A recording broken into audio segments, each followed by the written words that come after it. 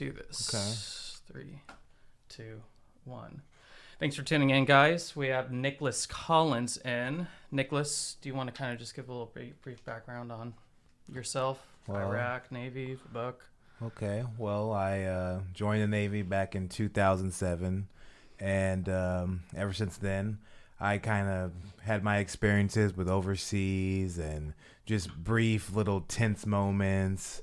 From after that, I kind of got to the point where I started writing my book and kind of wanted to tell my story about the military and everything that I've seen, from racial division to just flat out inequality to any soldier, regardless of color and culture.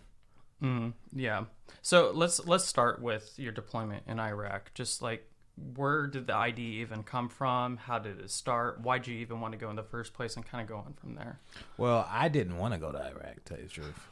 The thing is that when I was in A school, we were in ET Electronics A school, and it was a technician program where you work on the radars and you basically fix, repair stuff, troubleshoot, and that could, send you to pretty much any ship, because all ships have communication systems and radar systems. Mm-hmm. And I pretty much got sent. I said I wanted to go to San Diego, California on my dream sheet, but they ended up sending me to Texas, which eventually got there, but it deployed to Iraq. Okay. Yeah.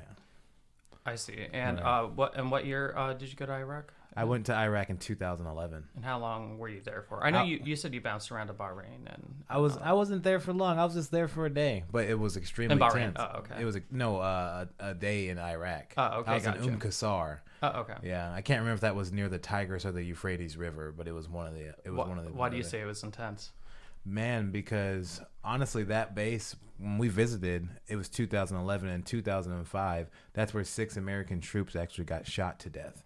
And I think that we were the first Navy vessel to show up in quite a long time at the time, back in 2011, June 2011. Now, is that, I've heard other stories, but is that like the base where people are just literally throwing mortars into it just like crazy? You guys get warnings all the time, or it might be a different location, but do you guys have any mortar? They did have skirmishes there, but I don't really remember to what extent. I know that there was, they had snipers that they had to worry about for sure. Okay. I was walking in within the shadows of the building the whole entire time and everything. Yeah. And then you had a joint base, so you also had Iraqi forces that were there, and, just kind of seeing them, it kind of was an uneasy kind of feeling, you know what I mean? Mm-hmm. They had some pretty heavy artillery with their AKs and everything like that. Yeah. Did you pick up the language that much? Were you? I didn't know anything. The only thing I know was shawarma. I'll just go up. What's shawarma? A shawarma, man. I always said it was like a Middle Eastern burrito. Oh, really? Yeah. But it's like shawarma? Shawarma? It's like it's like a gyro kind of, but I think it's a little different over in the Middle East and stuff. Okay. Yeah. So then you went to Bahrain. Yeah, I was in Bahrain, forwardly deployed on and off for about 2.5 years. Mm-hmm. Yeah. So I don't know much about Bahrain, but is the U.S. and Bahrain, are we pretty close, or is it neutral? But like, people think that Dubai is like the place to go, and that's like the Vegas. But if you ask me, fucking Bahrain is like the Atlantic City of all that shit, because it's like kind of trashier, but you can get what you want. You know what I mean? Mm-hmm. So it's not dry, I'm assuming. There. It's not dry at all. Are any of the areas around there dry? Just during Ramadan. Oh, just during Ramadan. Just during the holy month, pretty much. Yeah.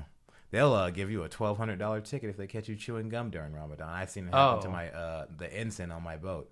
So what if you get a ticket, but you're a U.S.? You got to pay it. You have to pay it? Oh, yeah. The military makes sure you do.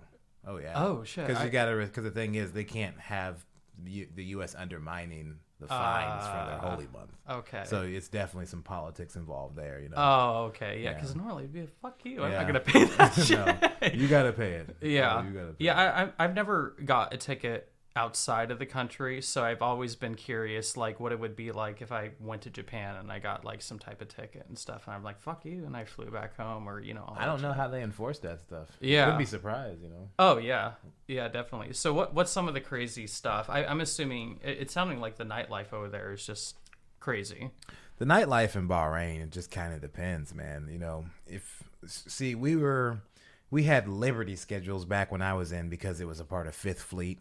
And Fifth Fleet, if you were E4 and under, you had to be in by midnight. So basically, you had to be back in the van by or before midnight. Then the duty driver could call back to your command and be like, "Oh, he's in the van, so if he's a little late, you know what I mean, he was here before midnight." And that's pretty much how it is. But the thing is like if they let you get overnight Liberty where you stay in a hotel, then they say you got to be in your room. But pretty much the nightlife is more insane than it is in the U.S. over in Bahrain. Yeah. I don't know why people think that just because it's a Islamic country that they're not getting down over there. There's prostitutes, there's drugs, all kinds of stuff. Oh, there, I bet. Yeah. Well, so, that's one thing that has always kind of blown my mind. I think people, they think it's like amazing here, and they think like they're like, oh, Vegas, oh, blah blah blah, and stuff like that. I've been to just random streets in Russia and Thailand where it's 5 times more amazing. Oh yeah. And I don't think people who don't travel just don't have that perspective how awesome, but also how bad things are as well too. So I sometimes I hear some of the, I don't know, issues, some like opinions on like, oh, America is just so bad, or oh my God, America is so amazing and stuff when it comes to certain things. I'm like, nope, it's not. Like, go over there and you'll see how crazy and wacky, good and bad things are. So sometimes when I hear people just saying those opinions, I'm like, I feel like everybody for like a year just needs to travel somewhere, so they just know what the hell life is like outside of the U.S., so they could form a better opinion inside the U.S., more positive and more negative as well. So. And as a black person, believe it or not, I don't know if the people out there are just like, oh, he's black. Oh my God. No, but as a black person, I can definitely attest to that, because after I came back from Bahrain, I said I was going to kiss a parking lot that was on U.S. soil. And I did. And honestly, it's just like people just don't know. Like, yeah, America has it could get better, but don't get so completely frustrated with it just yet. You know what I'm saying? Because you got to go some other place where you don't even have rights. You know what I mean? Oh, yeah. You know what I mean? So yeah, it's something for people to think about, but I do believe people should travel more. You know what I mean?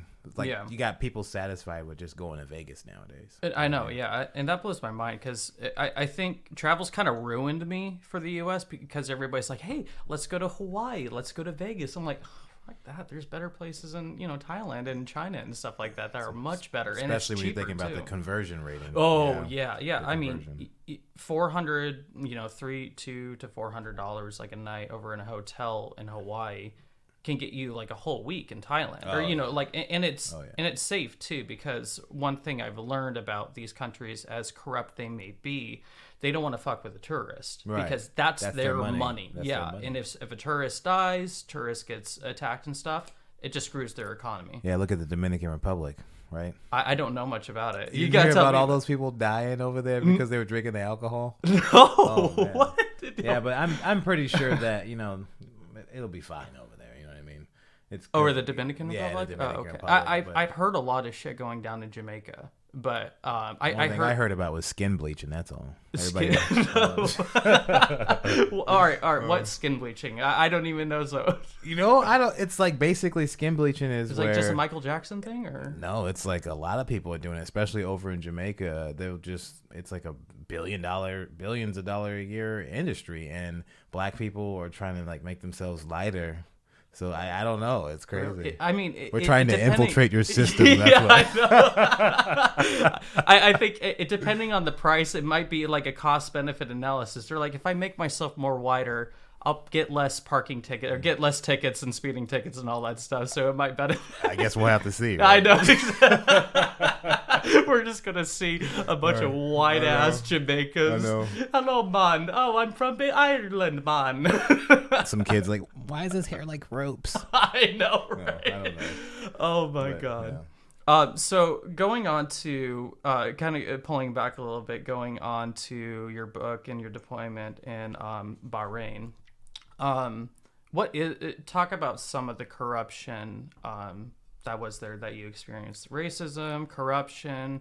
Just kind of let's dive into it. From a military standpoint or from a Bahrain standpoint? Well, let's start with Bahrain, kind of move into the Navy and just like Navy US stuff. Do you feel like there is a lot of corruption over there in Bahrain?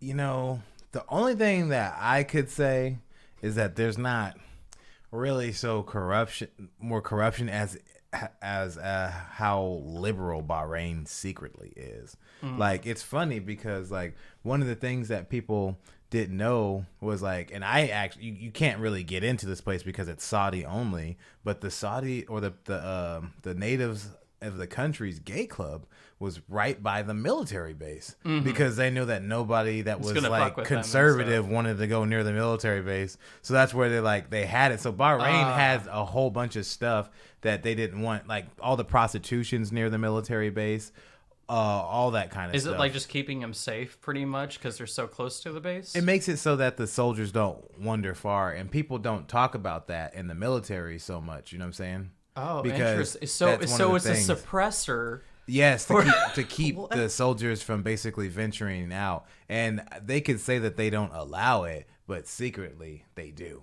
Because the soldiers, because then you have the hotel that's right across the street from the club where they sell out these little love hotel rooms for like $30, you know what I'm saying? And then they just get money out the inn because people are only in there for an hour, then they got to come back on Liberty and stuff. I see. Yeah, when I was over in Walking Street in Thailand, they had literally, they were like strip clubs, but they were basically brothels, and right up above, connected above on the roof, the second story or whatever, were these hotels you could rent out for the hour. Right. And stuff like that. And the funniest thing was, it was all segregated. If you want a Russian, if you want black, you want Indian, Middle Eastern, it was all segregated. And I thought that was the funniest thing in the world and all that stuff. But I don't know, it was just so it was like that in Bahrain too. Oh, really? Oh, okay. So basically, do they have like a red light district?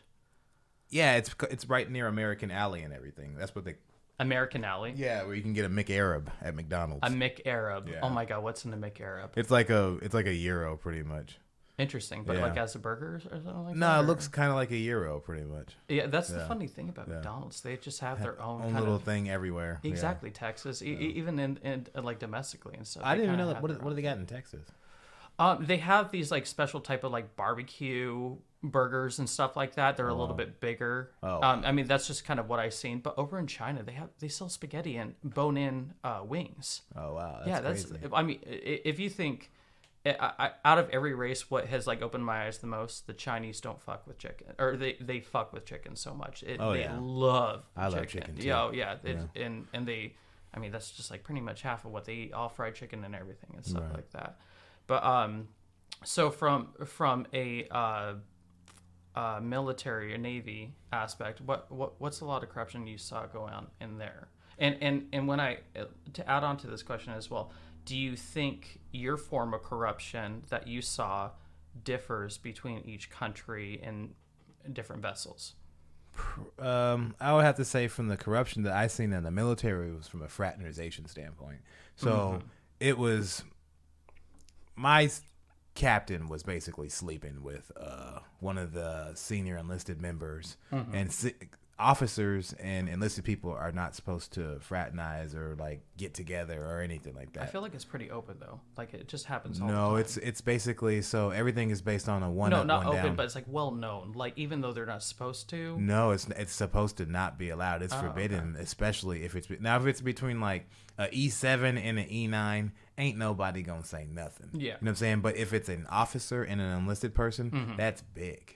Because it's between a commission and a non-commissioned officer. Yeah, you have E and O, pretty much. Yeah, pretty much. And they're not supposed to, because the officer far outranks the enlisted person by a world. Like, so the thing is that that's why it's not supposed to happen. And they did like a whole investigation, and they looked at me like first of all, I have to explain how much my command hated me. You know what I'm saying? Yeah. I was one of those black guys that was on there that. You know, once I kind of saw how everybody was from Texas or Ohio, and you know what I mean, everybody go out with those Oakley sunglasses and those sandals. You know what I'm talking about, right? Yeah. But so, anyways, right? So I was one of those black guys that, you know, if I wasn't feeling the vibe of the area, I just closed myself off. You know what I'm saying? And I no, it's just like where you go out for. Or, well, I mean, the vibe of the area. I'll put it this way: I was at my first captain's mass, and they told me They said, Collins, you've never been to one Christmas party. That's what they said to me. And I was just like, what? Like, what does that mean? Like, they were actually hurt that they couldn't get me to open up and stuff like that. You know what I'm saying? And then after a while, they were like, fuck you. You know what I mean? Because I had said fuck them, basically. Yeah. You know what I mean? Mm-hmm. So, I mean, I know you. Obviously, we lived with each other. And for me, I'm kind of like laid back. I'm like, when he wants to come out and talk, I'll let him. I'm not going to force it, you know? It's like Groundhog Day. Like, if I go back in, it's another 6 weeks of winning. Exactly. But so basically, if you're not in their clique, if you're not in their crew, if you're not part of their family, they're just kind of like, they're going to eject you. They call you cancer. They said, you are a cancer to the Navy, and we will excise you out. I was just like, Jesus. Yeah. But going into your book and all that stuff, what kind of go on more of the corruption besides just the kind of the in-group, out-group. What else did you see that just kind of like blew you away that you were not expecting? The worst thing I had ever seen, now that you mention it, and it just came back to me just like a rush of wind. Here we go, ladies and gentlemen. Man, I was in A school back when I was in 2007. Describe A school. A school was over in A school comes right after boot camp, and it's basically where you go learn your job and everything that you're gonna go do when you go out to the fleet or whatever, you know what I mean, submarine. And when I was in A school, there was this person, I can't name their names for obvious reason, but he was always lethargic, and he was in my building. I'll name the building the USS Mustin. Building 835, burnt into the back of my mind forever. You know that place? It's like It, the movie. You know, when the old one when they said, I remember, and it goes, yeah. But like, man, there was this kid, and he was lethargic. Whenever he'd come back from A school, he wouldn't like go party or nothing like that. He'd just go back and just go to sleep. And everybody's just like, why is this kid? Nobody was like, why is this kid not going out on his off time? Why is this kid 18 years old, 19 years old? Why is he not partying? Why is he not having fun like the rest of these kids? Man, the section leaders who basically write the watch bills where you're supposed to stay in your little mock post so you can practice for the fleet and everything, they were getting on him, and the chief was getting on him. And I was coming back when I was coming back one day from this little lady friend I had. We were coming back into the barracks, and I saw the barracks chief just going off on him and stuff like that, saying, you're going to be late for watch again. I will personally send you to the captain and have you kicked out, you little piece of shit. Just going in, digging in him like a piranha, right? And this kid was almost in tears. And then she walked away, and he kind of smacked himself in the head. He was just like, what's wrong with me, man? You know what I mean? And then he told everybody he was going to the hospital because he didn't feel right. So he went to the hospital on base. And when he went in there, they found out that he had leukemia. And he only had 2 weeks to live. Jesus. And this kid died like 12 days later. You know what I'm saying? And everybody that tortured him, like, they invited his parents over to see like how his barracks room, they kept it preserved just so they could see like what his barracks room. And the thing is like, this wasn't even a black kid, man. This was a white kid. Yeah. You know what I mean? And that's why I tell people sometimes you'd be thrown off. Like, this was a white kid, and the chief that berated him right there on that freaking quarterdeck floor sat there and watched as every kid extended his condolences to the parents and made sure nobody told him the truth about what really happened. Yeah. And I chain smoked like freaking 10 cigarettes in a row out Jesus. there. And we all sat out there and cried on the smoke deck. Were you very close, or it wasn't that? It's that just like what you saw. And the Navy tells you honor, courage, and commitment. That's what they preach: honor, courage, and commitment. But nobody had the honor, nobody had the courage, and nobody had the commitment, or even the freaking balls to tell his parents how they felt that day. Yeah, and that's what we had to go live with. You know what I'm saying? That's what we had to live with. Knowing that we didn't have the the guts to tell the parents the truth. Yeah. Damn. Yeah, man. Yeah. God. And now, and what, where was this again? This was over in Great Lakes, Illinois. Great Lakes, Illinois. 2007 and 2008. Mm-hmm. Yeah.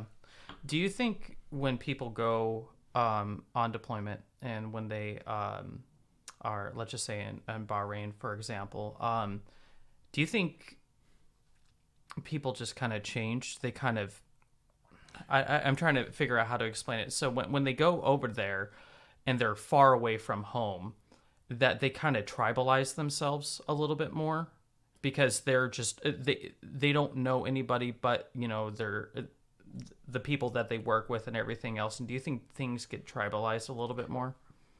Excuse me. Oh, you're fine. Deployment is meditation. I told somebody every time that after every deployment that I came back, I was different. I was different. And for the better or worse? Sometimes the worse. Mm-hmm. Sometimes the better. Mm-hmm. And when I had to say, when I came back from my first deployment, I was worse. When I came back my third deployment, I was better. You know what I mean? But I kind of feel like what people do when they get deployed, it depends what kind of person. If you're an extrovert, you're going to cling on to whoever is around you. Mm-hmm. So the person that you normally wouldn't have hung out back in America on the U.S. troop side or a U.S. soil side, you know, you're suddenly hanging with, and this is your big buddy now that, you know what I'm saying? Oh, let's go drink over here. Let's go drink over there. You know what I'm saying? And I think that's kind of crazy because with me, I further like hermitized. You know what I'm saying? Like I basically kind of separated myself from everybody and it made me more independent. Mm-hmm. And I went and I worked out, or I would go get with a workout buddy because people get yoked on deployment. Oh yeah. They either get trashed all day, spend their money crying on over a phone card trying to keep their family together. Yeah, yeah. Or they just, you know, get yoked. You know what I mean? So that's how that goes. Yeah, I have noticed that. I've seen some friends, like in the military, you just have this, like, really good-looking guy who's outgoing and everything, and his best friend's just, like, this little dweeby guy. Yeah. And I'm just like, why?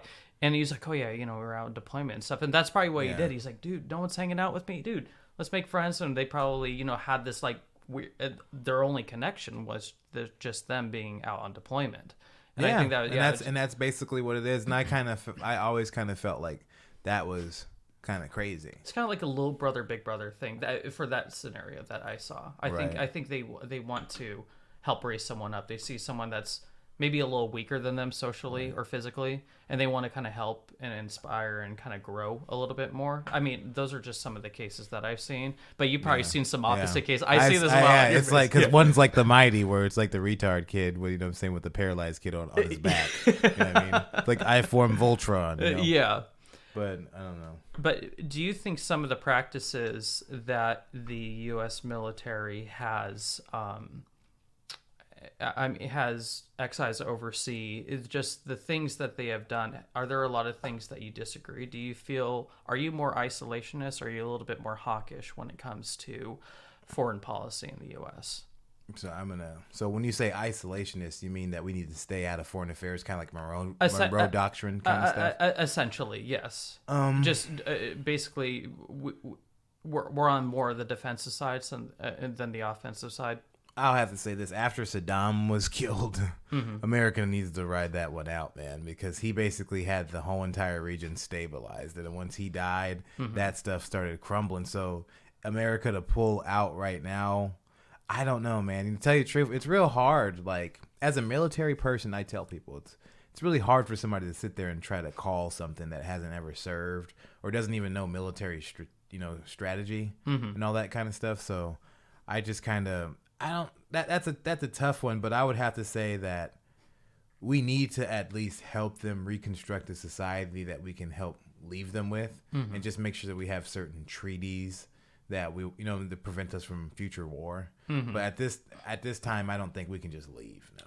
Yeah. I mean, treaties and wars, you kind of see the stuff in Iran and stuff, and I mean that's kind of a good example right there and stuff. You know, do we leave? Do we not? Right. What was it, Soleimani? Or who was the guy? Solomon. They're talking about the guy that got killed in the vehicle from a rocket attack. Yeah. What was your opinion on that?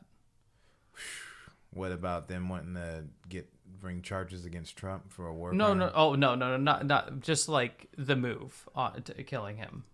Do you think that was right? I know. I'm assuming I've heard mixed things about Solomon. I heard he was a great person. I heard he was vicious as I don't know what. I don't think it depends what you're watching, CNN or Fox News, right? And I don't know. I don't really know the real him.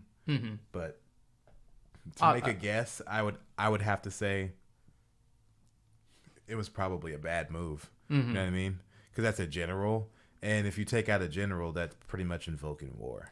But do you think when you kind of watch from, I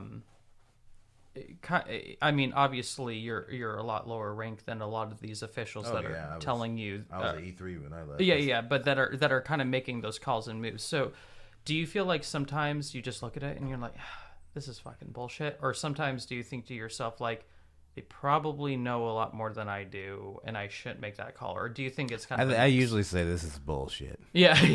And, bullshit until proven wrong. The right? thing is like I don't care what anybody says. You bring up a video with the admiral explaining the incident, and you will basically get a bunch of nothing coming out of his mouth. All you'll say is we're looking into it, and then he's got it's ridiculous. Called public relations PR. It's ridiculous. Like I've never heard an admiral say anything in my whole entire life.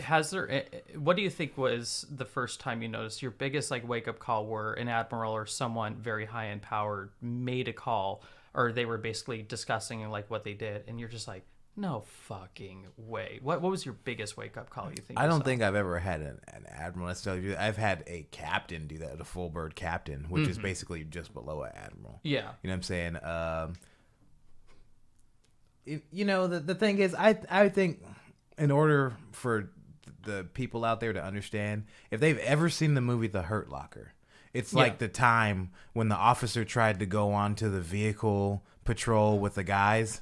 And then the officer just tries to do a ride along and he ends up getting killed. That's basically what it is. And I saw that, seen that movie, and I thought it was the most prolific thing that I had watched in a long time. Because the thing is, whenever an officer gets involved with something, they muck it up.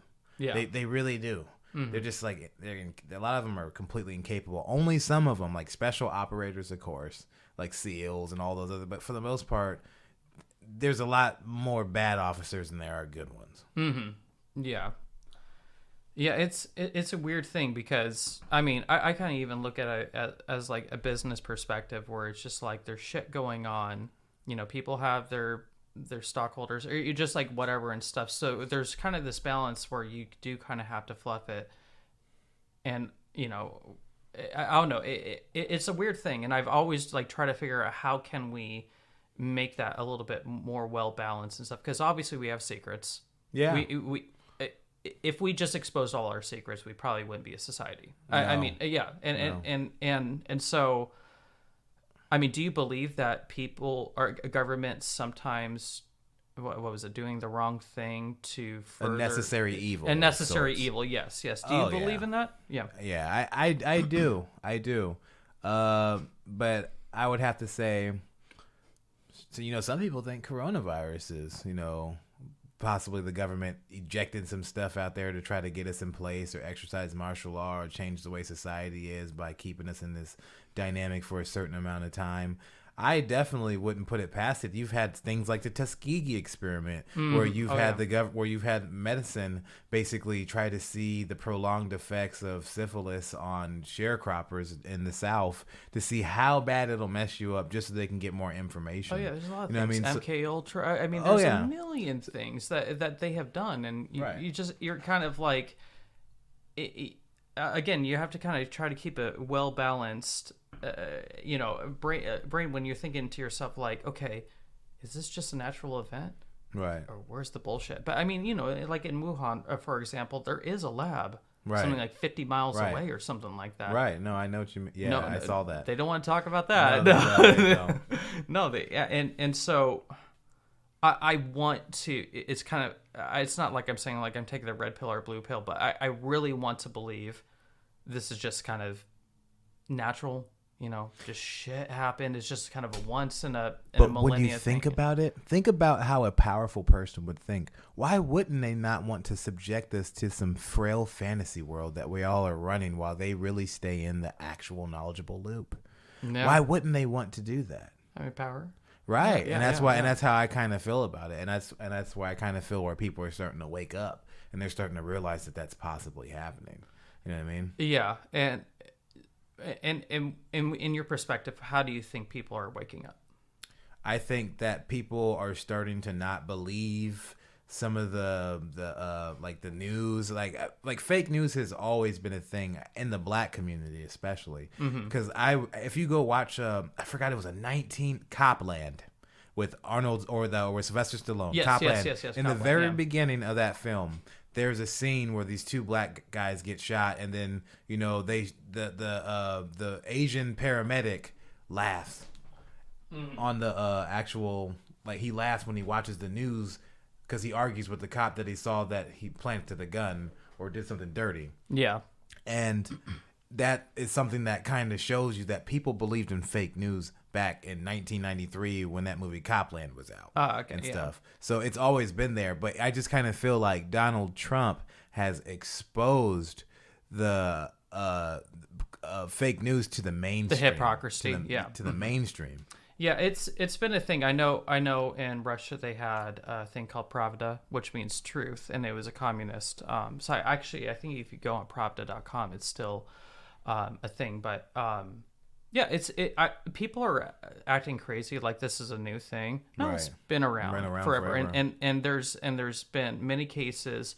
I think why it's so prevalent now is because we have cell phones, we have laptops, we have so much access to it that a lot of people can record and just, call it as like it's bullshit or whatever and stuff. People, CNN, I think I saw that were, they're wearing face masks only when the cameras are on and stuff. But, the camera guy behind them is not wearing a mask and stuff. And it's just like those subtle things that are doing it. I don't think it's the journalist's fault because I think they're following the rules. They're definitely the puppets. Oh, yeah. They're definitely the puppets. Yeah.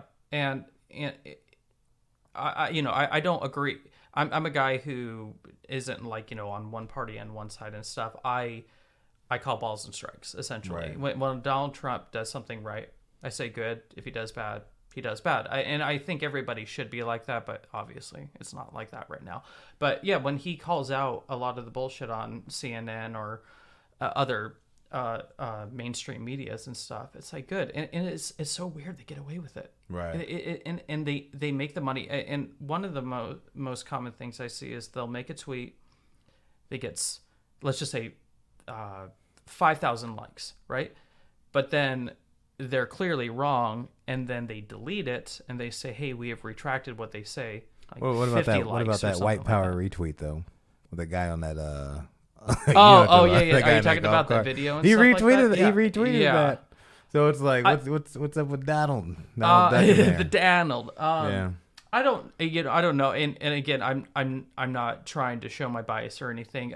My hopes is he didn't do anything, or he kind of just like saw it and retweeted it. Yeah, he's getting old, so his hearing might be kind of faulty. I mean, if you scroll through Twitter, he might have thought he said right power. I guess what I'm saying is like I hope that because the videos autoplay once you kind of scroll down. It's so weird to think that a president's just look at the phone, just fucking scrolling. What do you really think about? You're just scrolling down. I want to say he just saw, they're like, oh, this person's yelling at Trump supporters, and he's just like, yeah, I like that one. And then he just like retweeted and liked it and stuff like that. Apparently he was at a golf course, and they couldn't get a hold of him for like an hour. Secret Service was like trying to find his fucking ass so they could make him delete it. But again... Maybe he did. I know he told everybody that Mar-a-Lago's the new White House. Remember that? Oh, yeah. I mean, realistically, Mar-a-Lago, why? I mean, have you been to Washington, D.C.? Have you been to the White House? I haven't been. I have not been to the White House. Oh, yeah? Oh, okay. Yeah, I mean, most of the time you're on the back side and stuff. That's where kind of more of the big tour is. On the front side, it's about like, I'd say like an eighth to a quarter mile of Right. its block, so you could kind of see it far away, and it's like on a hill. Right. So the backside is a little bit more popular. But it's just surrounded by a bunch of places. There's traffic and sirens are going off every 10 seconds. Like, Oh wow. kind of sucks. I mean, it's Right. cool because I'm over there and there's a lot of historical stuff.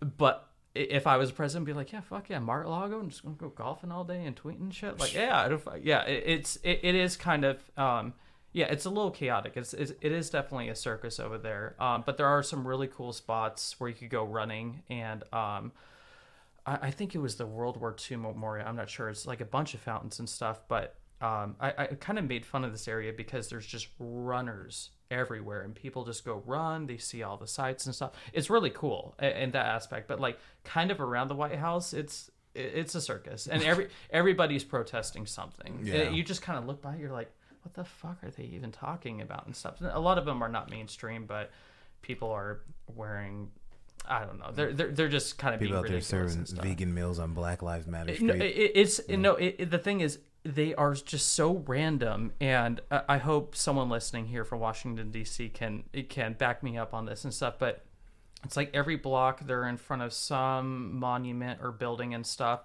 It's like it would be a communist thing, a conservative thing, a liberal thing, a Greenpeace thing. It like, they're just so random. They're kind of funny. They're like art galleries. You walk by, you're like, oh, what's this? Oh, people care about lambs in Nigeria? Oh, weird. And you just like keep going on. Shit, no, they don't, because I just went to an African restaurant the other day, and Oh, you yeah, just they ate care some about up? how it tastes. Oh, yeah, yeah, Other exactly. than that, I think lamb is in the it's United delicious. States is so underrated. It It is so good. Did you start eating lamb like with your family and stuff? Did they introduce you to it, or did I they... started eating it because I went to the Middle East. Okay, yeah. When I was stationed over there, and then the lamb over there was just exceptional. And people don't know that Middle Eastern food is really, really delicious, especially if you get like an authentic, or you're getting like from an authentic restaurant. Oh, It's yeah. exceptional, and I try to eat as much as I can here in Bellevue or Renton, Yeah. Seattle, Washington. You know what I'm saying? It's got some really good restaurants. There's a place down the street called I think it's called the Mediterranean Breeze, and it's more Turkish, but kind of same style for the most part. I definitely have to take you over there. It's amazing. Yeah, lamb is amazing. I think one of my Middle Eastern friends kind of got me into it. My family, we ate it too. We did a thing. It was like lamb and mint jelly. Have you Oh heard wow, of that thing? that doesn't sound bad. It's not as bad as what people would think. No, but you know me. yeah, I know. Yeah, you kind of get crazy. You are a big foodie. Yeah. Talk about the food over in that area. Well, we used to go to this place called Shawarma Alley when we were over there, and I can't remember what the restaurant was called, but it had a big duck on it, and it looked like it was almost kind of like a Looney Tunes looking duck, and that place was slamming. I don't even think it was chicken. It could have been rat. We didn't care. We were It was coming good. back. It was well seasoned and cooked, The right? thing is that the only thing that you had to do, especially for me, because I grew up down south a little bit, is I always brought some Texas Pete hot sauce with me, and I would just take that Texas Pete hot sauce and just dab it on there, and it was just like ecstasy. You just bring it from America? And I just- imported. I Oh, had yeah. somebody ship me a bottle of Texas Pete hot sauce just so I could How eat much this did that shawarma. cost? It all came out to be like $15.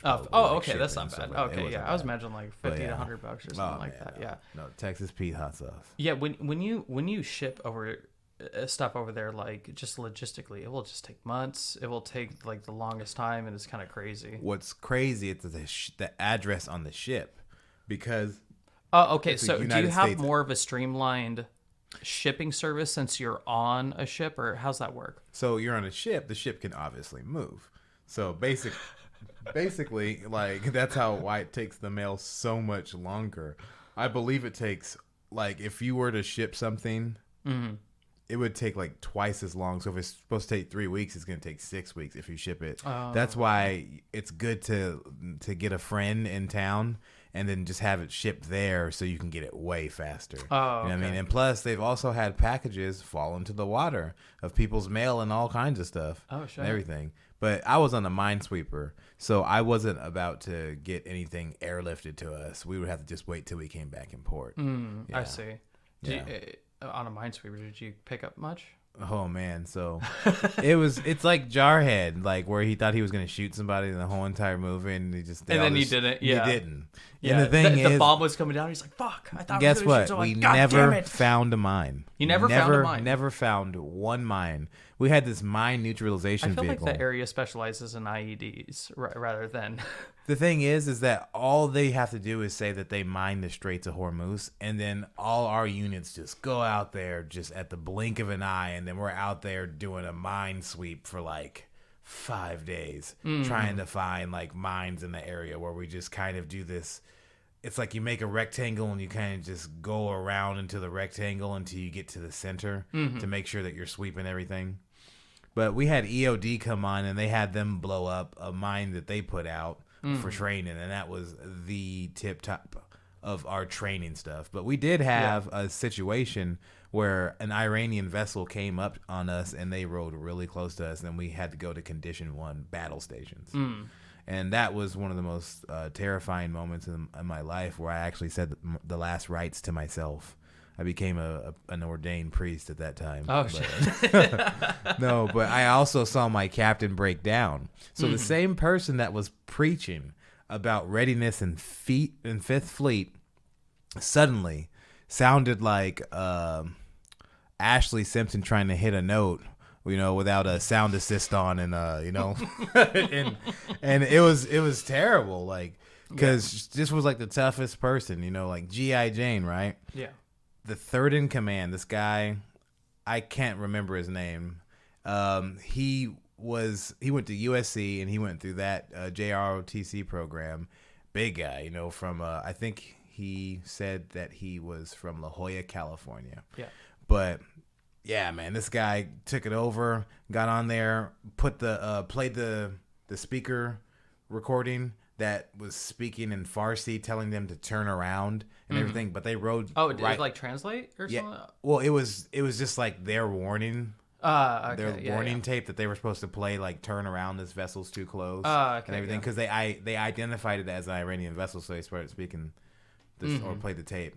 And then they rode right by us in battle stations, and they all stood at their modified parade rest and everything like that. And I was supposed to go outside and assist and help feed the bullets on the 240 Bravo on the left wing, and just staring at all of them, man. It was pretty crazy. Damn. Yeah. Jeez. I kind of want to go back and just I want to give people an idea of the area. How is like a normal day? Do you have weekends over there where you can just kind of go and chill and like be a local over there for a day? Do you have time to do that? Well, so the thing is that when I first got there, they had something called overnight liberty. So if you didn't have duty over the weekend, you could go buy a hotel, you write out the address so they know where you are, and then you can go stay there over the night just as long as you're in by midnight. So we did that for a little bit, and they took it away. But yeah, you could go totally They took it away. What they do? The thing Who broke the rules? So they had some guys on my ship. This guy from Ohio, pretty cool guy. His name was I forgot. I can't say name. Okay, but, don't get anybody in trouble. Dude was from Ohio, and he was this cool little white dude. This guy, him in the first class, and a fucking lieutenant. So this is fraternization already, because the lieutenant's not supposed to be hanging with a first class or a E4, right? So this lieutenant goes to the Crown Plaza, and there's a lagoon back there where you can swim and everything like that, right? They all skinny dip in a freaking Islamic country. Oh, naked.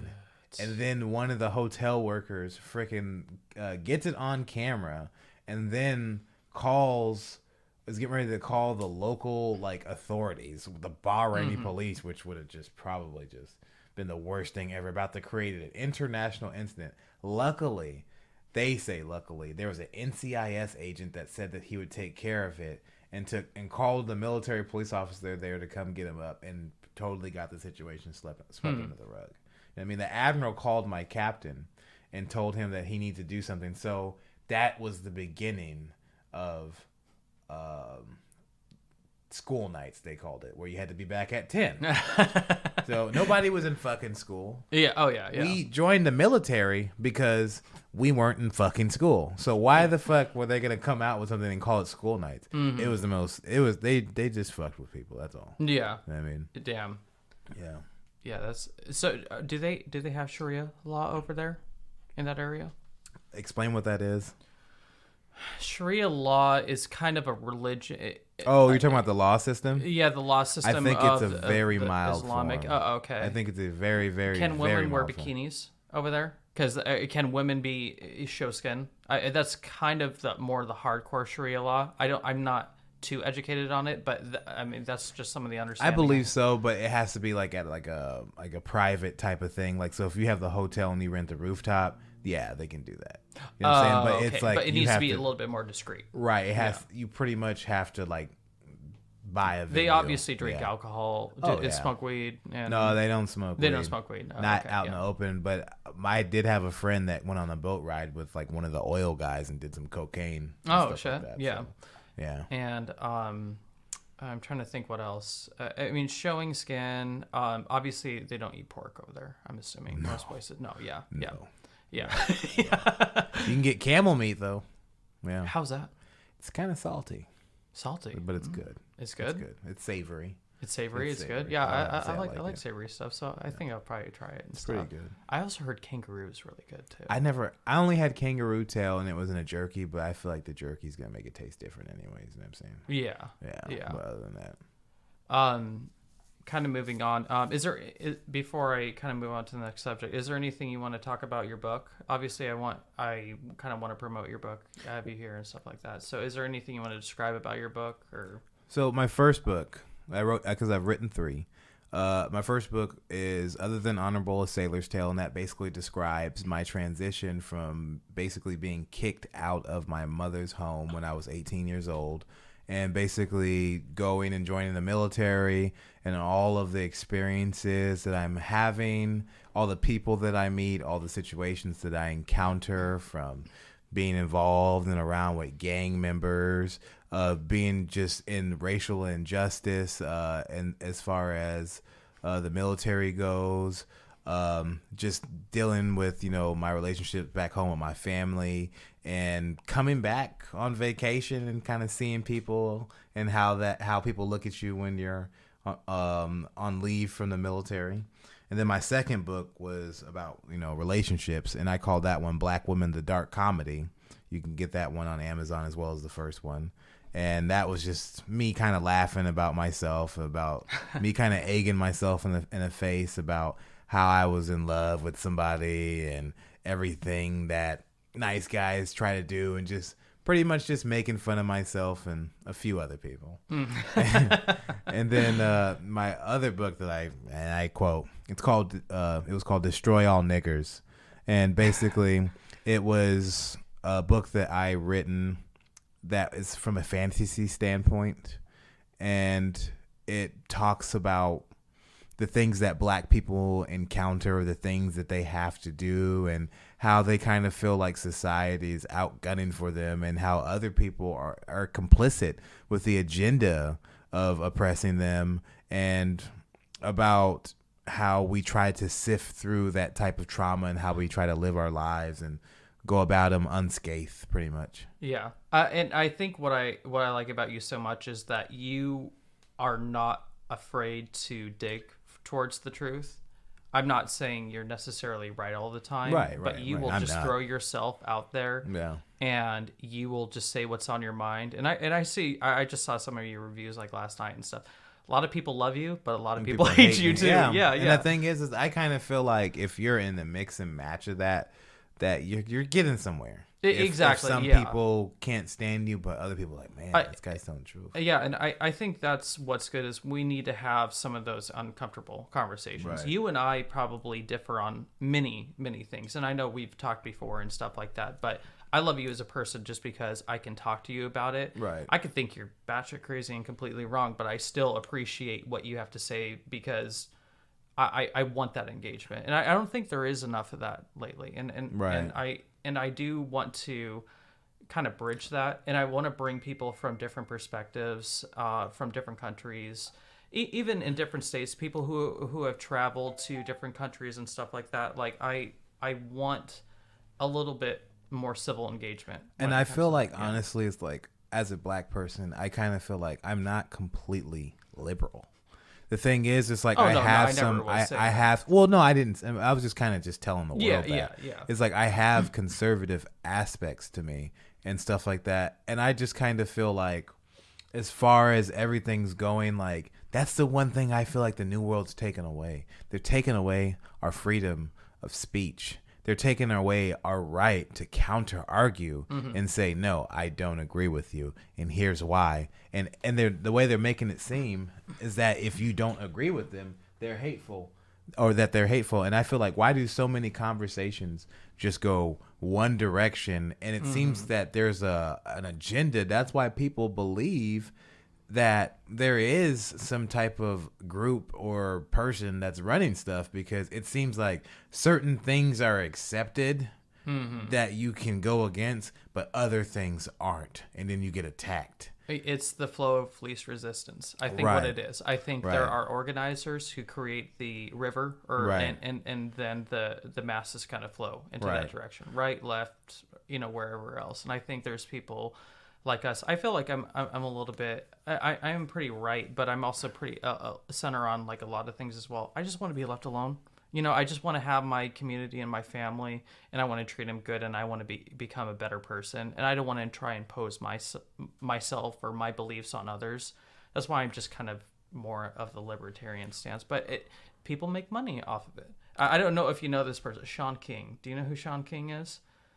Sean King he's a controversial guy, and he's I'm not sure if he's the founder of Black Lives Matter. I'm not 100% sure, but this guy's clearly white. He's like a Rachel Dolezal type of figure, pretty much, and he creates a lot of fundraising, and I feel like he's kind of Al Sharpton in the sense of like he does these. He's got hair like him too. Has he got like a fat back there? No, nothing like that. Here, let me pull up a picture and stuff. But basically, this guy he fundraises a lot of money, and all the money that goes to these places just kind of they kind of disappear, and people people are kind of Sean King Jewish? No, dude, yeah. This is the. Well, he was like T.I.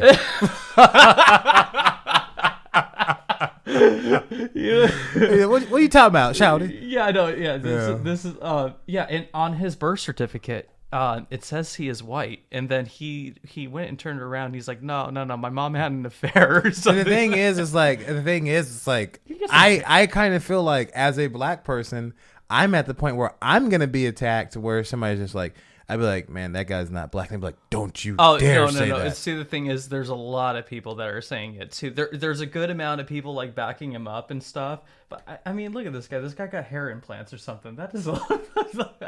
He's trans black. He's trans black. Yeah. He, people call him Talcum X. I'm so Talcum I got you, but I'm so uncomfortable with that. Like, I'm so Talcum X. No way. Oh my god. Yeah. Look at all this. Okay. Yeah. I feel like that's like surgery or something. I don't know. Yeah, I know. I'm gonna leave that brother alone. But there's a lot of people who make money off of this division, and a lot of people will point at Al Sharpton. A lot of people will point at this guy and maybe Jesse James and all that stuff as well. I don't want to necessarily attack them. I'm just pointing out the examples of what other people have said. But hate is a profit motivator. I mean, you look at Twitter, you look at Facebook and stuff like that, and I think people, they're keyboard warriors. But they won't say how much money the Democrats have made off of Donald Trump. They've made so much money off of him by like hating and like all the stuff that they sell, like screw Donald, like toilet paper, toilet paper with his face on it, or like a toilet brush or whatever. Yeah, you know what I'm saying? And I just kind of feel like that's not what I mean. People are making money off of it anyway. You know what I'm saying? Yeah. But it's just, I thought it was just sad because I felt like it was going to be a whole 4 years of them just him talking about him every moment. Yeah, and also the mainstream media has as well, because they do a thing called clickbait. And as a marketer, I my eyes are wide open, so I kind of see all of this and stuff. They will put out deceitful headlines. Yeah. And then the truth is in about paragraph 7, Right. which most people don't read. They just see the headlines, Right. they share it, they click on it, they just read a paragraph, and they click off of it and stuff like that. So Right. it's, I feel like this is kind of a good transition to go into the next subject and stuff. I wanted to talk about race relations, but I wanted to start in Iraq. But I mean, let's just kind of like go into it and stuff. What do you feel like is stemming the race, like the divide? What do you think is really stemming the race relations In America or over in America? We'll kind of we'll touch on Iraq and the Navy and stuff, but I feel like what's stemming the race relations. Bahrain, right? Not Iraq. No, in America. Are you talking about America? No. You went to Bahrain, right? Not Iraq. Oh, was the race relations in No. Bahrain? I'm just correcting myself. Instead of Iraq, it is Bahrain, right? Yeah, Bahrain. Bahrain. Okay, yeah. I wrote down Iraq, but anyways, going back to just the race relations. What's causing this divide? Speaking from my perspective, I think what's causing the divide is that people have been denied. People have been told that, oh, that's not the way that it is, but that is the way that it is. And it's like we've been trying to convince people that this has been happening to us from a police brutality standpoint. You saw a glimpse of it with Rodney King. You saw all kinds of stuff. And the thing is, people are just like, oh, that never happens. And then as cell phone cameras and people just being, camera happy and just pulling it out and recording, you're starting to see that it happens all the time. And then black people were just like, we told you so, you know what I mean? And a lot of us are actually kind of mad. Some of us are like, we told them, and then now they're seeing it, and then like they're really bitter about it. You know what I'm saying? And a lot of black people are like closing themselves off. Not all of us, but I just kind of feel like the thing is that some people are afraid that black people are going to seek revenge if we ever do get to a point where we can make the same type of decisions as white people in power do. And I think that's what the fear is that we're going to try to subject you guys to that kind of stuff when I just kind of feel like there are some bad actors that do play into it. And I think that's what the most radical voices speak loudest. But when you think about it, black people have been we've been shitted on. When you look at it from this perspective of them giving the Japanese reparations, right, for being in a re-education camp in Puyallup. That's basically what it was. You had to say the Pledge of Allegiance, and somebody was on flag detail, and they felt like they were able to re-educate you. Where was this? This is in like places like Puyallup, Northern California, where they had the Japanese Are you talking about internment camps? Yeah. Okay, the internment camps. The internment camps. Yeah. And where they re-educate people, and some people that didn't, some people got messed up, you know what I mean? But they paid those people, you know what I'm saying? And then you have the Jews where they had something happen to them over in Germany. Yeah. And then they get stuff here. You know what I'm saying? And then it makes people wonder like, whoa. And then you find out that the Nazis that did stuff to the Jews actually can come here and then get benefits because they were paying officers money out of a Social Security pool that stopped in 2015. Most people don't know that. Well, to push back on you, and this is just the perspective that I see a lot, is that the internment camps happen not in our lifetime, but in our generations above lifetime. Yeah, grandparents like timeline. Right. A lot of these happened in our grandparents' timeline. Right. And so I think a lot of the pushback is, it's been a few hundred years. Right. It's just like we didn't do any. Our generation and our previous generation, and even kind of up to the generation before, when it comes to slavery. Right. Now we'll move into Jim Crow and like other segregation and stuff like that. But when it comes to that argument, I think the divide is like, dude, we didn't do anything. Right. Like if you, I'm not saying you will. But I got if you. you came to me and you're like, hey, give me reparations, like, dude, I've been good to you. You know, I have Right. I have an uncle I love who is a black police officer. You know, there Right. are, you know, I'm very Man, white people gotta stop saying like I got a black. no, I person know, on yeah. there. no, but no. But it's just like I got what you. do we have to do to prove to you that like you know we're on your side? But the you thing know? is that the counter argument is that the people that did all that stuff to the black people still were able to pass their property down and basically be able to keep their yes, wealth. it stifled the growth. It stifled the growth. Yes. So basically, the fact that we were never given that stuff, we wouldn't be able to basically do the same thing as like inheriting and all that kind of stuff. Because what most people don't know is that like an Arab person can come from Arabia and they could have had like a line of credit that they can actually get from over in Arabia and transfer it over into America and open up a store. Yeah. And people don't know that. And then they can get like some type of subsidy for being a foreign business owner, you know what I'm saying? It only lasts 2 years and then transfer the ownership into somebody else's name. Yeah. You know what I'm saying? And do stuff like that.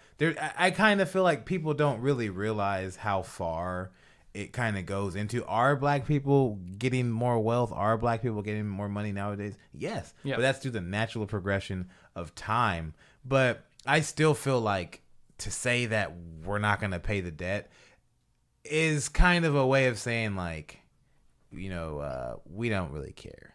You know what I mean? Yeah. And I think just even having this conversation with just you and me is like progress in itself. I think just like actually trying to like boil it down. The thing that people fear a lot and I think it's reasonably so. You have, for example, there was a Black Lives Matter leader that went on Fox News and he said, these are our demands. And it was, one of them was reparations, but it was like 15 other things. Yeah, and it's just like, convertible. okay, yeah. No, it was just like, no more policing, no more that I don't have the list and stuff. And so let me talk about my ideas on defunding the okay, police. well, hold on. We'll get there in a second. But what I'm saying is like if you guys, this is what from what I have kind of noticed and seen. They feel like if we're going to give you an inch, you're going to ask for a mile, and I agree. I feel like there are maybe some reparations that need to be paid, but it needs to be narrowed down. And also, you have a country that has 23 trillion plus that's in debt. Right. You know, how much more are we going to do this? And stuff? I think there are so many problems that, let's just say we're in zero debt. Right. We're zero debt. $1 trillion? Yeah, fuck it, give it to you guys. But you have to make sure like we're good. We're clear. You'll be good. After that. Yeah, You'll be good after that because but a lot of people don't feel like that though. You gonna catch me over in South Lake Union, Dude, it's just like the Chappelle episode. I'm rich beyond. I put down payment on that. Be looking bougie out there. You know what I'm saying? No, but like I just kind of feel like the reparations, like, because the thing is, 40 acres and a mule, reparations. I just kind of feel like that right there, all this other, but defunding the police. In fact, here's what I believe about the police. I believe that you should actually pay the police even more. Yes. And make sure that they have more specialized training, make it harder to be a police officer, make the requirements harder to be a police officer, but make the payoff better. So basically, you make sure that you have people whose lives aren't crap, you know what I'm saying, when they get home and everything like that, and make sure that these people are better and that they don't want to risk doing stupid stuff on their job, and that they do get paid well. And I believe that's how things will make a police force a lot better. Make sure that they will have some of the best lives that they possibly can, as long as they're serving the community correctly. Yeah, and this might be kind of an unpopular opinion, but I think, you know, some of the unjustified shootings and some of the mistakes the cops have made, I feel like are kind of inevitable. And I just say that about that Rayshard Brooks.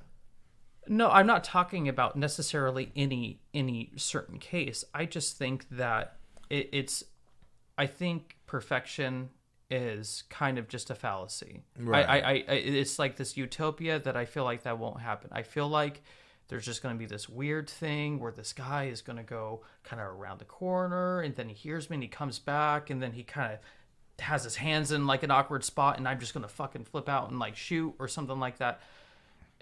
there are a lot of just weird moments where there's just life and death. I actually saw a video with that with the officer who's in trouble over the McLean kid in Colorado. Okay, yeah, I think. And the thing is, he actually pulled up on a doctor and flashed his gun at a doctor. Mm-hmm. You know what I'm saying? And you saw how incompetent that guy was in the moment. It was just unbelievable. That doctor shut him down and stuff like that. You know what I'm saying? Because the guy was on his property, and I just kind of felt like these police officers are so trigger happy. You know what I'm saying? And I kind of feel like, yeah, do you have to be aware? But I kind of feel like when it comes to other people, they let their guard down. Well, okay. You know what I'm saying? Do you think the trigger happiness has increased over time, or do you think it's always been the same? I think that they have gotten less trigger happy. But the thing is that I still feel like because it's of the not body cams and the because of the phones body and, cams and the fact that people are always going to be watching. But I still think that they're too trigger happy. You know what I'm saying? Like, there was that incident in San Diego where the guy was reaching for something. Mm-hmm. Obviously, if a guy's running away from you but still kind of facing to you and tugging at his waistline, you know, that was something that the cops did, and I felt like they were justifying doing it. Which case was that again? This was over in downtown San Diego off of Broadway Street. Okay. You know what I'm saying? How do you feel about the what was it, the St. Louis one at the Wendy's? Was that St. Louis? The St. Louis one at the Wendy's. You talking about the one with the two lawyers that were outside? No. We're talking about the guy who was drunk. He was sleeping in his car. He fell asleep like at the Wendy's drive-through, and then he pulled out.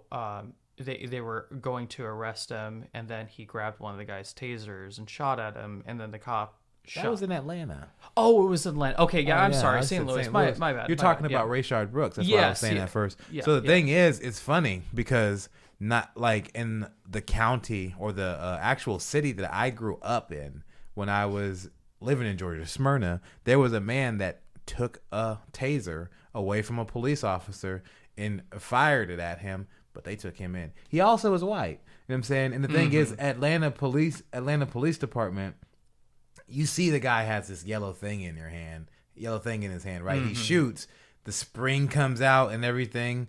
And I think about 2 seconds elapsed, and then he shot at him. Yeah, you know what I'm saying? They were going to catch that guy, whether it was that night or 2 days later. I mean, yeah, you have the vehicle, you have the vehicle license and everything and stuff. I guess it could have been stolen out. And the thing is, it's like I just kind of felt like the him kicking him while he was on the ground was confirmation of his true mind state.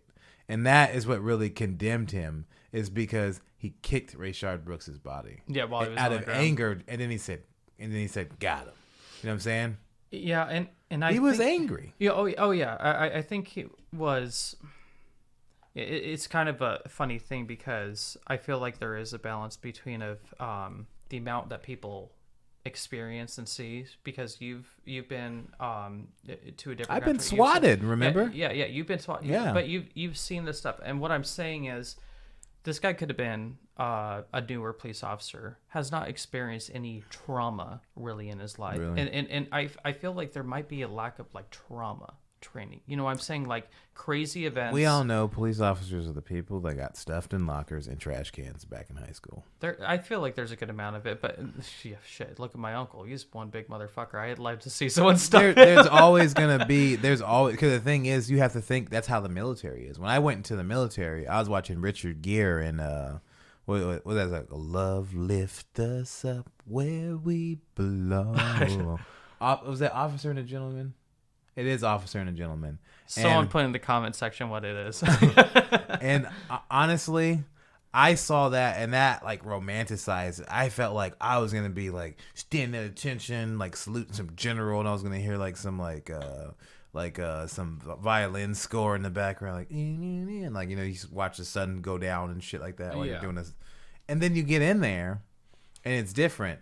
And then you have people that know how it is. You know what I'm saying? You got people that get on the police force because they want to make a change, and then you got people that want to get on the police force because they want to shoot somebody. They want to shoot the people that they felt were oppressing them back when they were in high school and stuff like that, and they wanted to get rid of those. And that's how it is.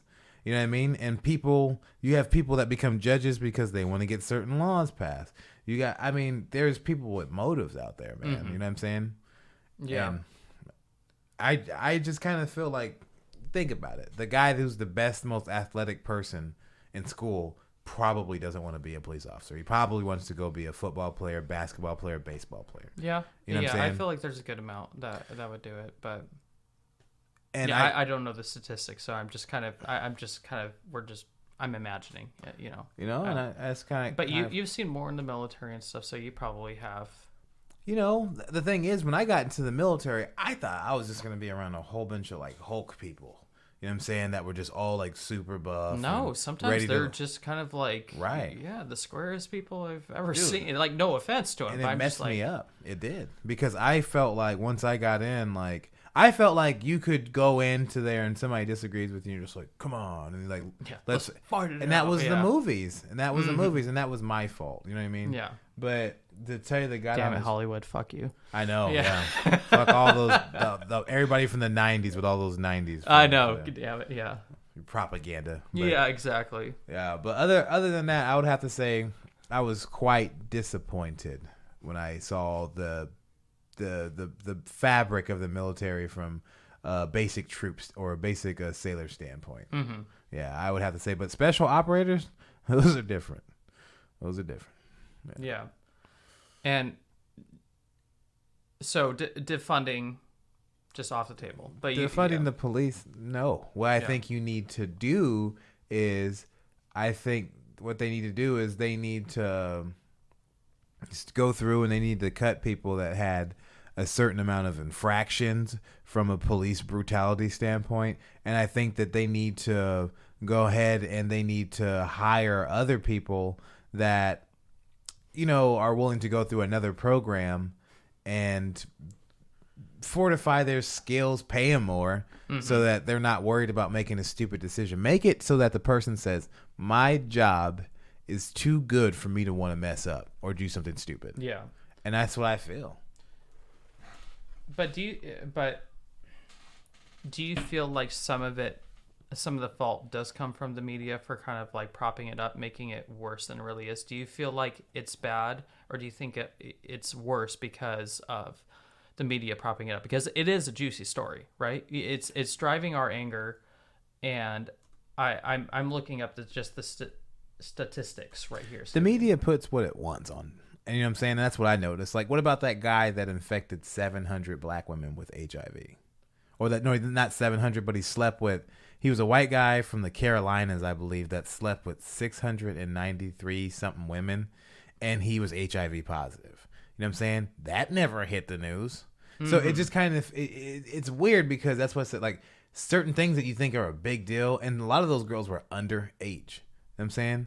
And they didn't really have that all in the news. It's because the news kind of wants to put it out. It's like with that kid that raped that girl behind the dumpster, right? They show pictures of this guy's yearbook pictures. What was his name? They show his yearbook pictures, and then another teen, they show the one picture that he has with him throwing a middle finger up. And so the thing is like when you know psychology and you get like what they're trying to push, they're totally trying to make one side look like, oh, it's just a kid that messed up, to, oh man, this kid had it coming type of stuff. Yeah. Kind of like Trump talking about Chicago. Yeah. St. Louis is worse. Oh, is it worse? Fuck yeah. Do you think that they're just not recorded as much as Chicago? Or I felt like Trump tried to make Chicago look bad because Obama came from there. But, I mean, come on. At the end of the day... I feel like it's always... in my opinion, I feel like it's just always just kind of been the hotbed. According... I read something... Detroit was more dangerous than... what was it, Pakistan or something like Baghdad at one point. Yeah, I believe it. Baghdad, yeah, I believe it. Mm-hmm.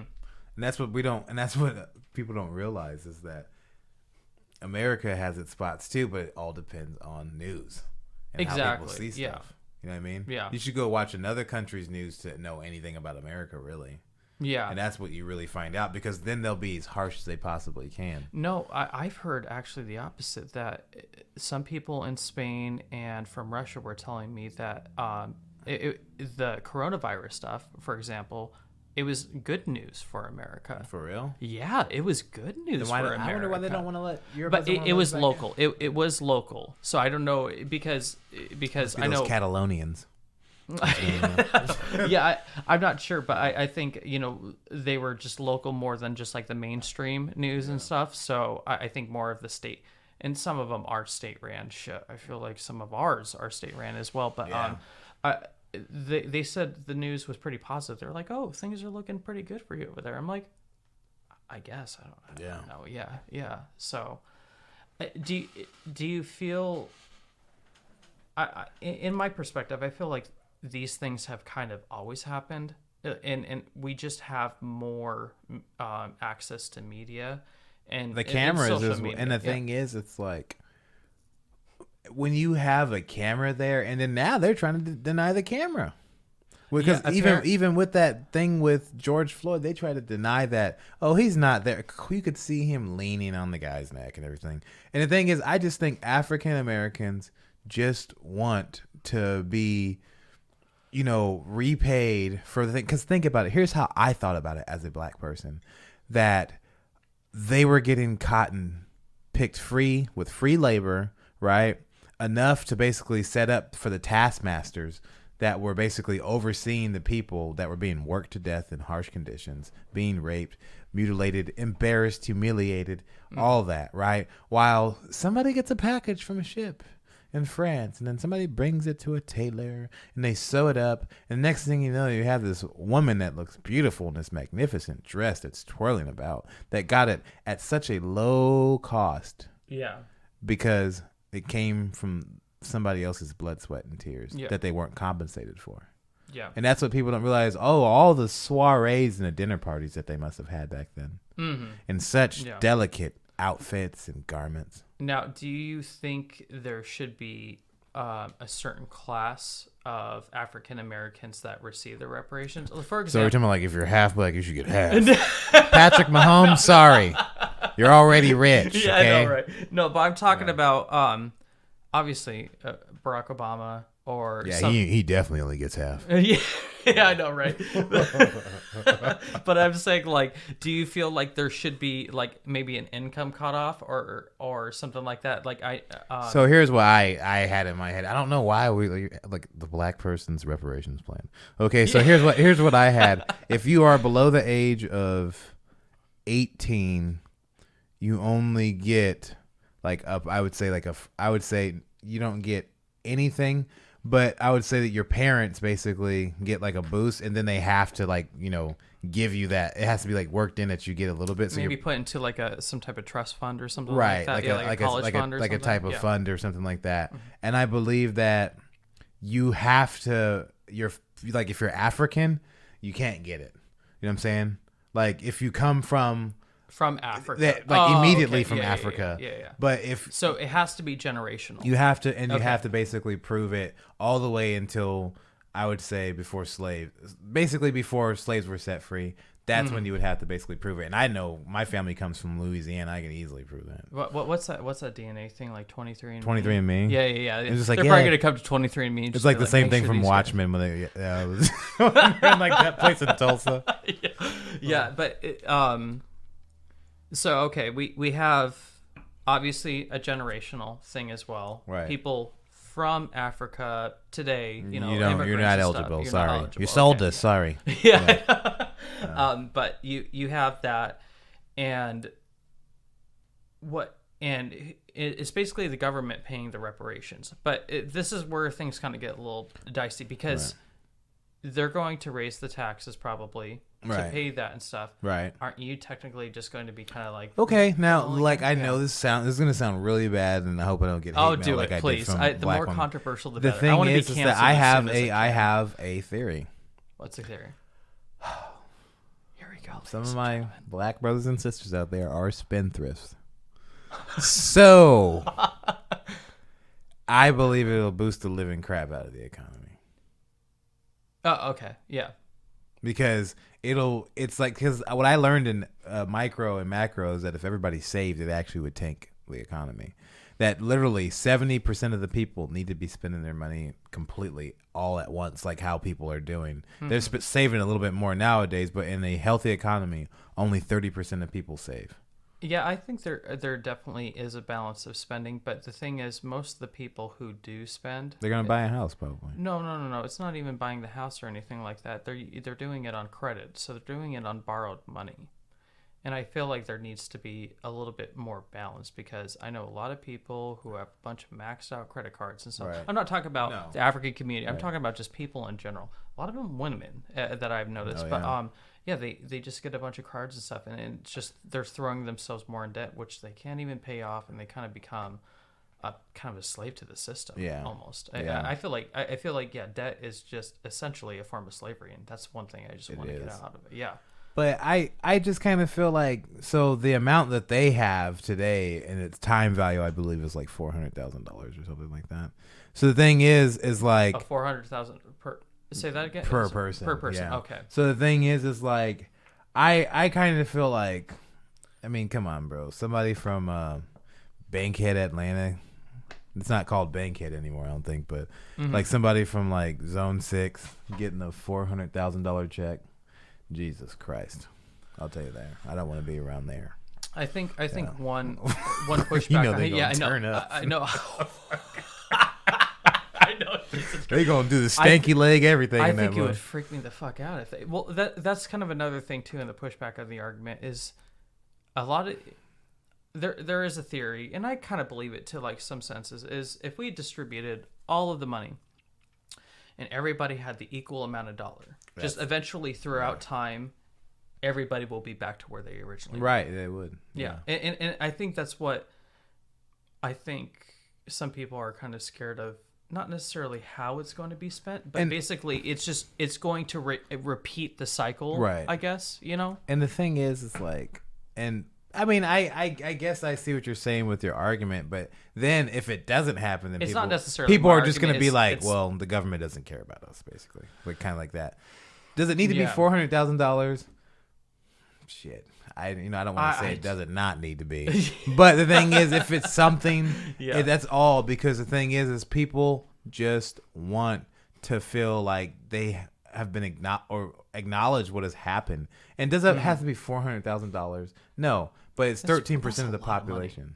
Yeah. And the thing is like, if they would have done it back in the 70s or the 60s, it would have been a lot more easier. Yeah. It would have been way more feasible. But this is stuff that they have denied. You know what I mean? And I kind of feel like, as an African American, when you think about all the wars, did you know about broadcasts from the opposition in war, like from the Germans, sending out flyers saying that they don't treat you right to black soldiers and all that kind of stuff? Yeah. And the thing I've is, heard is that. like, they did that with the Civil War as well. They did, a lot of crazy things like that. but the thing is, isn't it hard? Wouldn't that be hard for a black person to not at least like listen, even though it's complete crap, because they probably treat you like crap too over there? I think And there it's kind of like, as a black person, you're like, who really is on our side? And you see with these protests, you see that a lot of black people were surprised with how many people that came out and marched with them and everything like that, because we just, as a people, just kind of feel like, wow, like nobody really cared about that. You know what I'm saying? Mm-hmm. Like, I understand the Chinese got screwed over on the railroad. I understand that Hispanic people that were in Texas, Arizona, all that, the Alamo, and everything like that, and of course the Native Americans. But when you really think about that, to think that people were just like, well, screw them, we're not gonna give them. Hey, Jews, hey, you need some money? Hey, you guys need some help? Yeah. You know what I'm saying? I think if I were, in my opinion, and again, I lean towards more libertarian and kind of right side thinking and stuff, but I'm definitely open to ideas. If I feel like we're going to help out anybody, if for reparations, it would be Americans, not anybody abroad or Right. anything like that. I feel like I'm a little bit more isolationist when it comes to like that thought of train of thought. Do you know who Crispus Attucks is? I have heard of him, but So no, not he really. is considered to be the first person to die during the American Revolution. Do you know that Crispus Attucks was black? Okay, now this is starting to sound more familiar. Yeah. the thing is that people don't talk about Crispus Attucks. And the thing is, the reason why I feel like they don't talk about it is because Crispus Attucks died. I think 5 men died that day when they got shot when they approached British soldiers that were occupying in Massachusetts. Mm-hmm. And I believe that Crispus Attucks is considered to be a martyr. And it's crazy because a black man who was a slave defied British rule and helped instill the American spirit of revolutionary or of revolutionism. I'm sorry. Basically, to start the revolution. Help me out. Start all over. To start the revolution. And basically, that's crazy that a slave who wasn't even free instilled the spirit for Americans to fight and break away from Britain. And I think that that's crazy. Yeah.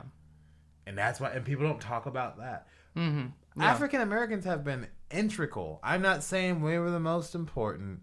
I'm not saying that at all. But I'm saying definitely integral to this country getting its teeth. I think we all collectively were. And I think just every even small action, white, Asian, black, whoever, like in this country has made it to what it is. And when we talk about travel and when we talk about the places we've been and stuff, everywhere I usually go, I come back, I'm like, I appreciate it. I just like, holy shit. Like, we have our issues, and I know. I went to a gas station bathroom in Vietnam, and that changed everything. Yeah. Go to a public restroom over in Vladimir, Russia. And, oh God, it's the worst thing in the world. But you kind of come back, and you're just like, wow, we have problems. We could fix it and stuff. But generally speaking, if it was just kind of the same, just like forever, not that bad. Not that bad at all. Like, and I feel like I know there's so many arguments and so many points that we have to try to get to like solve and stuff like that. But generally speaking, tone it down a little bit. Like, things are great. Be good to yourself. Be good. Take care of yourself. Take care of your family. Sounds like the Jerry Springer final thought right here. Yeah, I know. Take care of your community and just kind of build off from that. If you believe you're a good person, you kind of practice it yourself and you kind of move on. And I think instead of attacking it head on, I feel like you need to kind of start from the bottom and just and create a great community to kind of grow up from it. No, I hear you. Yeah. But like me, I would say after I always feel like the military didn't put like a stumbling block in front of me that was just gonna like ruin me. I recovered. I wrote 3 books. You know what I'm saying? Learned, became a technician, and dude, you're doing great. And then what I'm saying, and then going to University of Washington, I was like, I got kicked out. For being in the military for like a bunch of crazy reasons and stuff like that. But I felt smothered, and I just didn't feel like I could be myself when I was in there. And the thing is, it's not even because I was black necessarily. It had some things to do with it. But I just kind of feel like the military suppresses personality. And I feel like they don't want you to have a personality. Compartmentalization. Right. They don't want you to have a personality because the moment you start thinking is the moment they start losing you. Mm-hmm. Because anybody that has a brain cannot be in the military. You just can't, because you have to talk like one of the guys. You have to look like one of the guys. All that kind of stuff. Yeah, they break you down to build you back up. Right, in their image. That's how they do it. In their image. Yeah. And that's the one thing about me is I took on some of the tactics, some of the training from the military, but I never took on the language, and I never really took on the disposition. Mm-hmm. And that's one thing that I'm absolutely happy about, is because I felt like that's what contributes to PTSD. That's what contributes to sleep apnea. Knowing that you had to make a whole bunch of decisions that was going to ruin somebody else's life, and now you have to live with them. Mm-hmm. And I feel like when you're in the military, you are subjecting yourself to being in your own personal hell, where you have to think about all the people that didn't make it along, or the people that you had to knock off. And you have to tell yourself it was all part of the game. Yeah. God damn it, Nicholas. God damn it. I just want to just kind of just wrap up. I know we didn't touch too much on Bahrain, and I kind of want to keep this as a travel podcast and stuff. I know we talked a lot about the Navy and stuff, but what are some good places to go in Bahrain? What would you recommend? Is it a travel thing? Do you stay away from there? What give us some good insight on it. Well, really you quick. want to go to Gold's, the place where they sell all the gold. I think they call it Gold Souk. Gold yeah, Souk? Okay. yeah, Gold Souk. Google it, people. And then that's where I bought a ton of earrings and stuff like that. And they have really high quality stuff, and you can get it probably about to 1/3 to 1/4 of the price of what the cost of gold would be in the United States, and they have very high quality. Yeah, it's stuff. like 1900, 1700 or something. If like you that. go It's in pretty there, high, I think I went in there and I bought a pair of earrings for, I believe, $900, and they were beautiful, but I lost those things. Oh my god, I was so sick when I lost them. They were beautiful too, beautiful. Oh god. You know what I'm saying. Is it recommended to travel? Is it? Do you? I would go to. I would say there's no problem going to Bahrain at all. You know what I'm saying? I mean, I would say actually it's friendlier than Dubai, because in Dubai, there's probably a little stricter in Dubai. Now, is it when it comes to race and your gender? Is it safe for all? Do you feel like certain races or genders? Because I always take that. Green's into the account. only color that matters, and green's the only thing that green's matters. the only color that Okay, matters. So if gotcha. you got money, and as long as you're not Are women staring, I would have to say they are. Partner up. Yeah, I would have to say they are, but you never know. Yeah. You have to always stay on guard, but I would have to say stay away from the other English speakers, like Australians and everything. No, because they'll get you fucked up. That's all. They're just gonna want to party. No. Yeah. But the Britons, the British people that are the British people that are there, they're pretty cool. I went to the pub over there a couple times and had a couple of drinks with them. Those guys drink a lot though, man. I couldn't keep up. I couldn't keep up. But just stay away if you see a Chelsea versus Manchester United soccer match. That's all I'll say. Oh really? Yeah. It's crazy. Oh, they'll there? fight each other like dogs in the street. Oh yeah. Yeah. Green Street hooligans or whatever, right? Yeah. Yeah. So, well, I just kind of want to wrap up. Do you want to just give a link to your book, the title of your books, and everything that you have? Oh Any yeah, Instagram so I handles? have. Go so ahead it for your was- plugs. So it was Other Than Honorable: A Sailor's Tale. It was Black Women: The Dark Comedy, and it was Destroy All Niggers. And then I'm also a music artist. I go by Runway, and you can look up my song "Fashionista's Farewell," as long as The Land of Lala. The Land of Lala. Thank you so much. All right, guys. Thank you. That was Nicholas Collins, and have a good time.